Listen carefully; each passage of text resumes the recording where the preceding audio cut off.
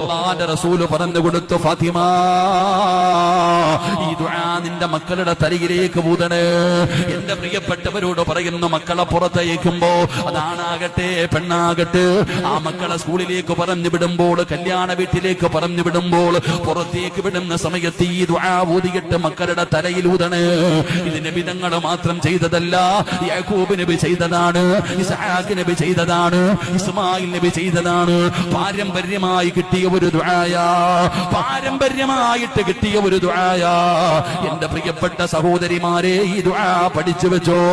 എന്നിട്ട് മക്കള് വീടിന്റെ പുറത്തിറങ്ങുമ്പോ ഈ ദുആ നിങ്ങളുടെ മക്കളിൽ തലയിലൊന്ന് ഓതി ഊതണേ. ഏത് ദുആ എന്നറിയുമോ? അഊദു ബികലിമാതില്ലാഹി തആമാതി മിൻ കുല്ലി ശൈത്താനിൻ വഹാമ്മ വമിൻ കുല്ലി ശൈത്താനിൻ ലാമ്മ.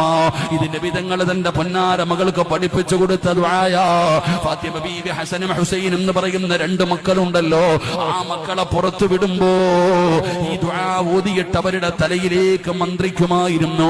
അവിടെ നിന്ന് ഊതിയിട്ട് പുറത്തു വിടുമായിരുന്നു, കണ്ണേറ് തട്ടാതിരിക്കാൻ.